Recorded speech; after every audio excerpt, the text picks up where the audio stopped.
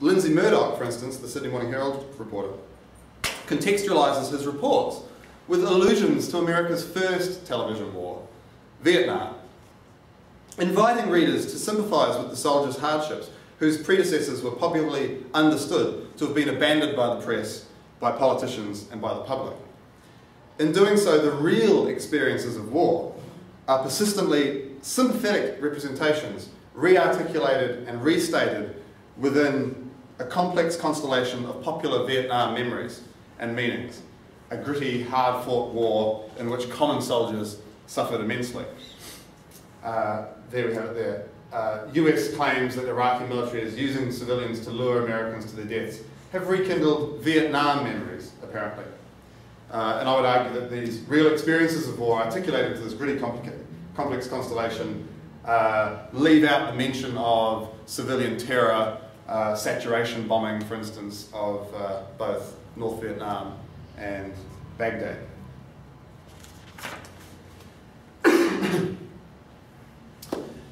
Murdoch's reporting, with its casual Vietnam references and detail of daily military life, reproduces, I argue, the popular understandings of military operations and indeed cultural myths. If not of American military righteousness, then certainly of the dignity and courage of US servicemen, a specific goal of the embedding guidelines.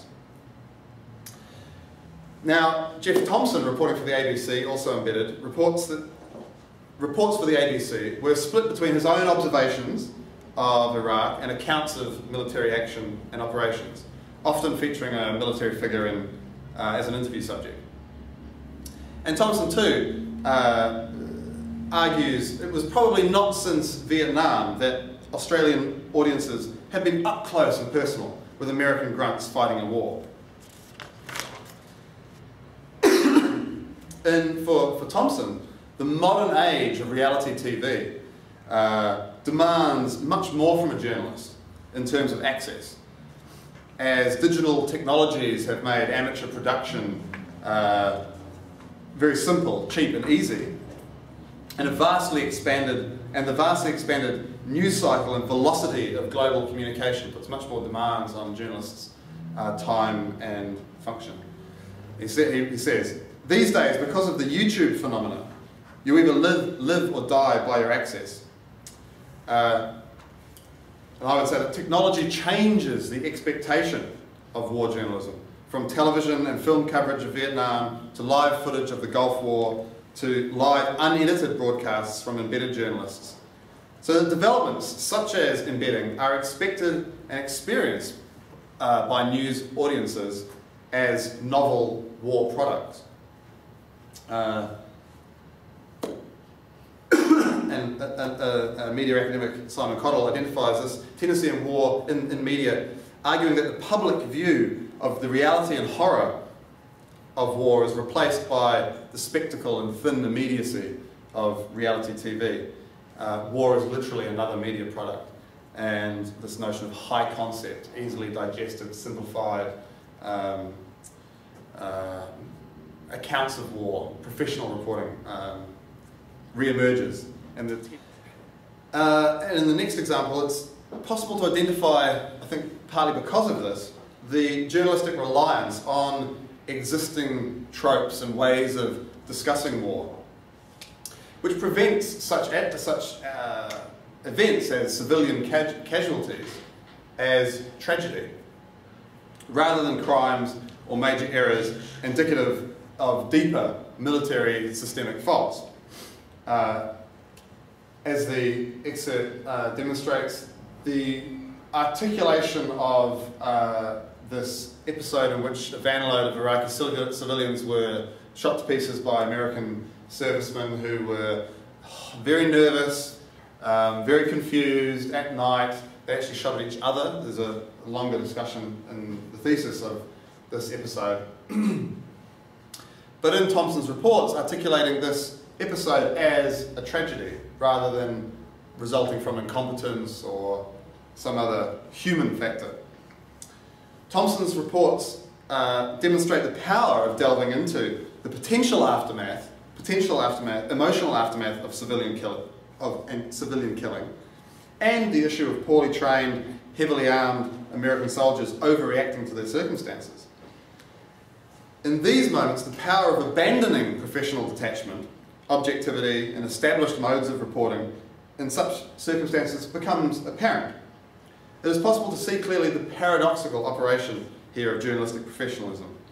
Reality, the objectivity of your situation, is apprehended and recorded, and the responsibilities of journalism are discharged. However, the meaning of these events and the broader war is explained away as tragedy.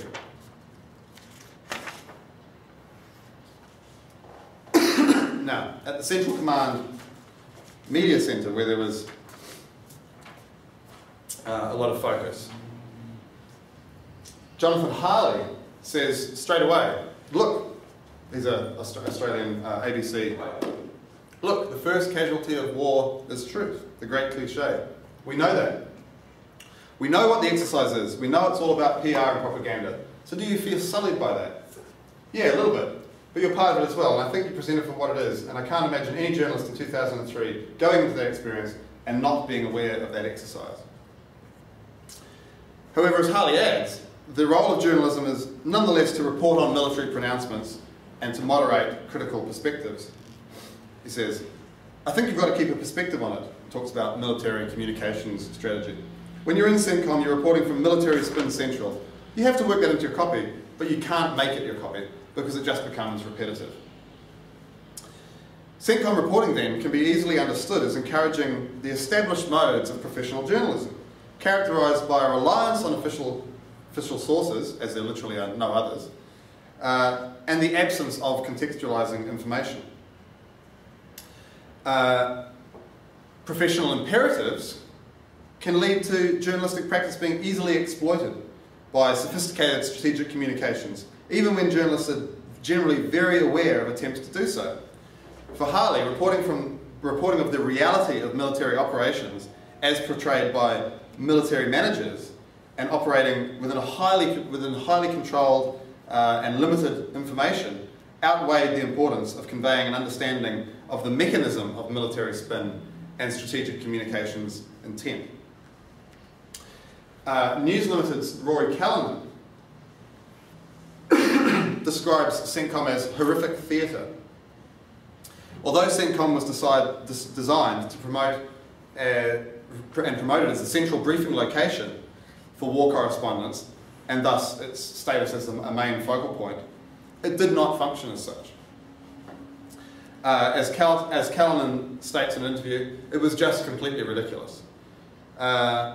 And notably, however, whilst Callanan articulates this disdain for the artificial and limited perspective at CENTCOM, this did not restrain him from directly and explicitly reproducing military perspectives and arguments, including several breathless articles on the possibility of discovering weapons of mass destruction and the exploits of Australian military personnel. Although he was conscious of the heavily restricted and controlled environment at CENTCOM, this was not reflected in Callanan's reporting. Callanan's reporting also stands out as the most consistently patriotic, frequently invoking the sort of Australian folk mythology of Australian enlisted soldiers, who are referred to colloquially as diggers, and whose larrikinism, mateship, but ultimate conservatism is popularly held to represent the idealised Australian character. And you can see there in this small section of an article the articulation of Australian military activities into the popular sporting and anti-colonial discourse, which is very much part of mainstream Australian culture, I would argue.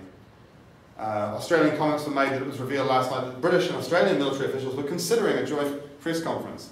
I told them we will do it, but only provided they don't bring any sporting equipment, Group Captain Alan Lockwood said. And other journalists reported similarly. And I argue that the cumulative effect is a tendency within the Australian press corps towards uncritically patriotic reporting, not to the same extent though of, as I've suggested, CNN or Fox News, that Yaramilo talks of as high concept news. And Australian journals provide much space to military perspectives and interests. Importantly too, passages such as this serve to articulate the Australian war experience into the national hegemonic discourse and mythology of war as a national enterprise, rather than as a political calculation. Indeed, professional journalists interviewed for this study repeatedly emphasise their purposeful and intentional avoidance of ideological boosterism associated, like I've said, with Fox News and other US outlets. So, to conclude, I suggest that it's possible, therefore, to understand embedding and other forms of media management as highly visible innovations in war reporting and representing the convergence of both military and journalistic needs. Cooperation with the military is rationalised in terms of access and closeness to the reality of war, and the discourse of news professionals is expanded to include innovative coverage and forms of digital communication technology that lend immediacy and impact to the reporting. For journalists concerned with bearing witness to events and producing truthful representations of factual reality, the regimes of media management offer a professionally acceptable exit from the straitjacketed and heavy-handed treatment by the military in previous conflicts. The structural relationships with the G-Systems Institute, however, when combined with a professional journalistic scheme, serve to make military perspectives, operations and logic privileged narratives within modern war reporting. Crucially, although embedding is articulated as enabling professionalism. Crucially, although embedding is articulated as an enabling professional, war journalism remains firmly within military power strategies, and this aspect of the experience remains unarticulated.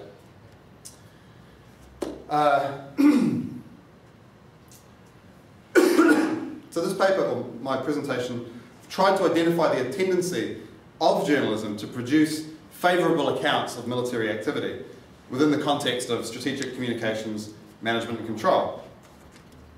Modern military communication strategy is intended to cultivate a reality for journalists, and one that is amenable to journalists' professional requirements. As I have shown, this strategy has been largely successful, and even in the case of the Australian Press Corps, who, as I have shown, were well aware of the issues of spin and manipulation from the outset. Simply, professional journalism derives its legitimacy from its realism. However, the articulation of a narrow, professionally legitimate reality, moulded to fit commercial and military needs, demonstrates clearly the contingency of war journalism. As I've argued, professionalism should not be considered as ideological, but rather as an ideological fantasy of war journalism. Journalists are substantially aware of the compromises they make when engaging with military and political power, yet they continue to report as if they were not. That is, within the norms of neutral, monitorial journalism and professionalism. Having identified this contradiction within Australian journalism, it remains to articulate a form of contemporary war reporting which does not rely on professional norms or practices for its legitimacy. And I think as shown, or perhaps I could have shown it, I could have emphasised this with other examples, Australian journalists already articulate a modified, flexible form of professionalism, which is less rigidly concerned with objectivity, balance, and other central traditional news values. It's my central contention that should progress and innovation be made within journalism in the context of digital global communications and very sophisticated media management strategies enacted by military and political authority, then it is the less professional tendencies within journalism that should be nurtured, encouraged, and taught, rather than the dogmatic articulation of easily exploited professional strictures. Thank you. Thank you very much.